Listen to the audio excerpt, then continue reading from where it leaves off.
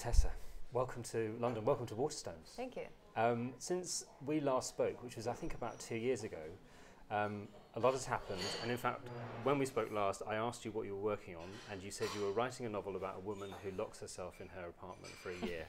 And you weren't joking, because here we have my year of rest and relaxation. Tell me a bit, if you can, about where the idea for this book came from. It's hard to say that there was one source, but I started sketching out the character when I was staying on the Upper East Side of Manhattan one summer.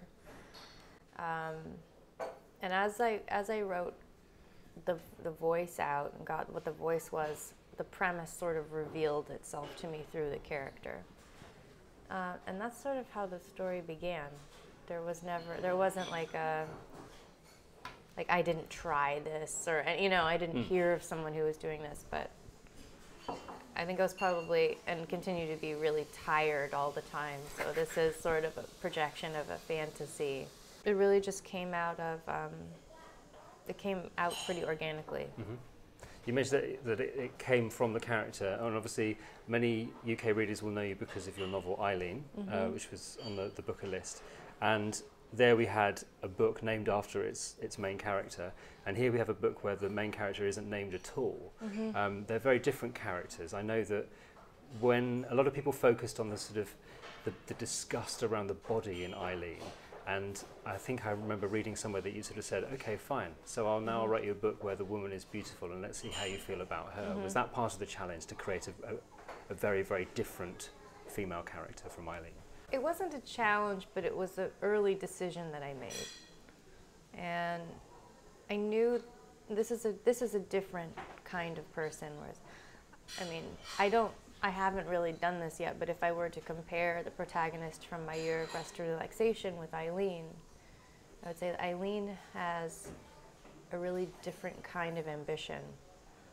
And they come from completely different backgrounds. I mean, they have certain things in common, actually. They both have a parent who's a very sick addict, alcoholic, and they both escape to / live in New York City. But they're living like 50 years apart, 40 years apart. And this character in my year of rest relaxation, yeah, I mean, she isn't this sort of pubescent, self-obsessed bodily creature. She's kind of not like, she's more of a non-physical entity because she spends so much time sleeping or in a realm of consciousness that is less attached to mundane physical reality.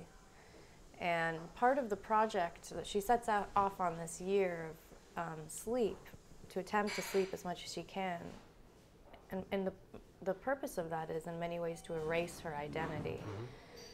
So when it came to, I love naming characters. I think there's so much in a name. The other names in the book feel really good.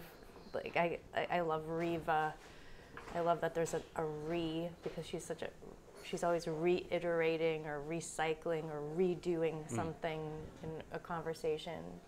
I like Dr. Tuttle. I don't know if Tuttle is actually a word, but I can see Dr. Tuttle sort of tuttling around and things like that. But this protagonist could not be named, and it made perfect sense once I realized that she was trying to erase herself from the beginning, and she couldn't be named. It would do too much. It would give too much away about her. This idea of erasing her identity allows you, also her project of sort of sleeping from the world, I guess, allows you to poke great fun, I think, at a particular period in American history. So this is the year leading up to 9/11. And so a lot of readers will pick up on the sort of the satirical jabs that you're taking at certain types of people and a certain way of America thinking about itself in the lead up to something which was a paradigm shift for American society.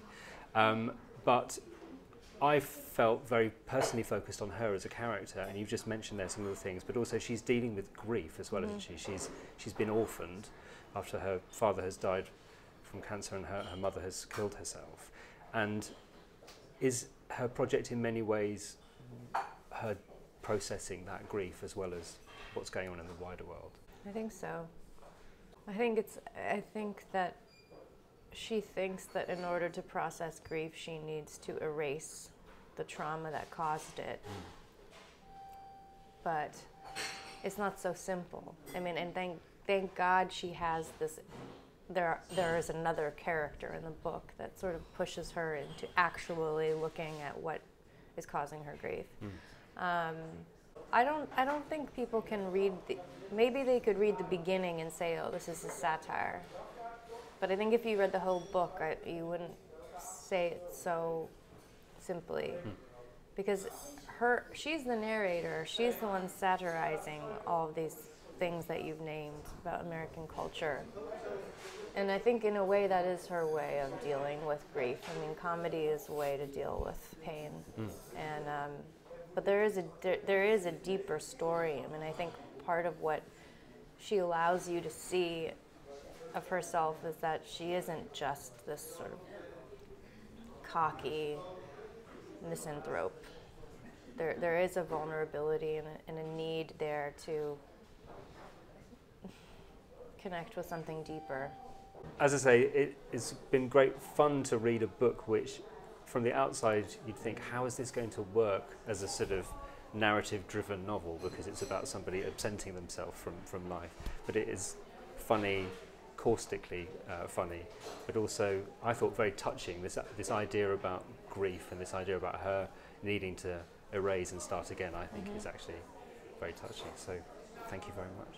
Thank you.